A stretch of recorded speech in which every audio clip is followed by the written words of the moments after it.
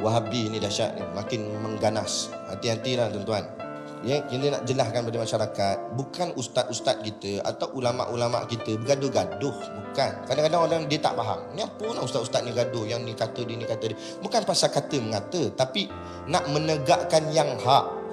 Ada di kalangan yang mengaku-ngaku asatizah, pakai jubah juga, berjanggut juga, tapi dia menyatakan sifat Tuhan itu dengan salah. Maka ulama-ulama ahli sunnah wal jamaah menegakkannya. Contoh, Wahabi mengatakan Tuhan tu di langit. Okey, saya bagi satu contoh. Saya ambil hujah yang Ustaz Engku buat. Baca dalam ayat Quran Ar-Rahmanu ala arsyistawa. Dia ambil terjemahan totok-totok sebiji dia terjemah. Ar-Rahman, Ar-Rahman tu maknanya Allah, ala atas, arsy arash, istawa duduk. Dia ambil terjemahan tepat-tepat. Jadi akhirnya dimaksudkan situ Ar-Rahman yakni Allah duduk di atas arash. Okey. Jumpa pula sepotong hadis sahih. Dalam hadis kata sepertiga malam Allah turun ke langit dunia. Saya terjemahkan terus. Sepertiga malam Allah turun di langit dunia. Sepertiga malam ni lebih kurang pukul 3 ke 4 pagi macam itulah. Waktu orang bangkit tahajud. Jadi dikatakan Allah turun ke langit dunia. Sekarang persoalannya, Allah ni di mana? Langit dunia ke? Allah turun ke bumi ke? Atau Allah duduk di langit? Sebab adalah hadis kata Allah turun. Ayat Quran pula kata Allah duduk di atas arah. Kan? Lepas tu pula, sepertiga malam tu bukan sekali berlaku, tetapi setiap masa. Kenapa setiap masa? Sebab bumi ni berputar, berpusing. Contoh tadi kita semayang maghrib. Ada di negara lain sedang semayang maghrib sekarang ni. Contoh kita, kalau ada sahabat kita yang nak buat haji ni berada kat Mekah sekarang, adakah sama waktu dia dengan kita? Boleh jadi kita sekarang maghrib, mereka asar. Sekali kita mayang isyak, mereka pula maghrib. Jadi maksud saya, waktu maghrib tu sekali je ke? Atau sentiasa berlaku maghrib? Maghrib tu sentiasa berlaku sebab bumi ni berpusing. Begitu juga sepertiga malam tu sentiasa. Jadi bila sentiasa, maknanya Allah duduk di bumi tu lah. Lepas tu katanya Allah di langit pula. Ada mana satu? Kita tanya dia. Dia jawab macam mana? Kadang-kadang Allah naik, kadang-kadang Allah turun. Pula dah.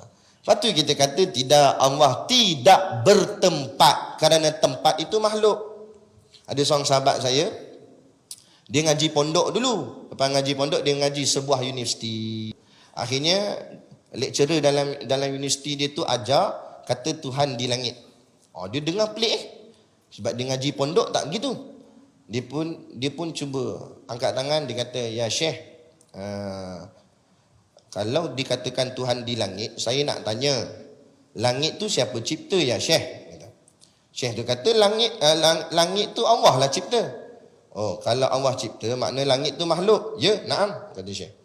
Kalau Allah cipta langit, maknanya sebelum langit tu dicipta, langit tak ada. Masa langit tak ada, Allah kat mana? Sebab dikatakan Allah di langit. Tapi langit tu dicipta Allah sebab dia makhluk. Bila dicipta, makna asalnya tak ada, kemudian baru ada. Jadi masa langit tak ada, Allah kat mana? Syekh tu pun pening-pening gitu. Akhirnya Syekh tu pun jawab, fi hawa, dia kata, di atas udara. Udara pula. Tanya dia pula, dah udara tu siapa cipta ya Syekh? Udara Allah cipta, Allah husawi, dia kata. Allah lah yang cipta udara. Jadi sebelum udara dicipta, Allah kat mana? Pula dah. Akhirnya dia kata jangan banyak tanya, tak elok, tak ada adab, dia kata. Pula dah. Padahal dia tak boleh memberi jawapan yang betul. Sebab apa? Sebab tidak betul. Allah tidak berhajat kepada makhluk. Kalau Allah memerlukan langit untuk dia duduk, bermakna Allah berhajat kepada langit. Allah perlukan langit. Bila Allah perlukan langit, itu sifat makhluk, perlu, memerlukan. Perlu ni menunjukkan lemah. Sebab dia perlu benda tu, baru dia boleh. Tak ada, tak boleh. Mana boleh itu? Allah bukannya lemah. Sebab tu kita sebut watanazzaha. Tak terkena pada Allah lemah, kurang, cacat. Tidak.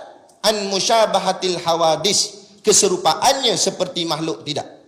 Makhluk yang memerlukan tempat untuk duduk, memerlukan tempat untuk berdiri. Allah tak memerlukan tempat untuk duduk.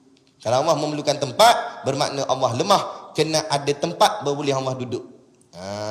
Sedangkan Allah maha kuasa. Jadi Allah, hasilnya Allah wujud bila makan.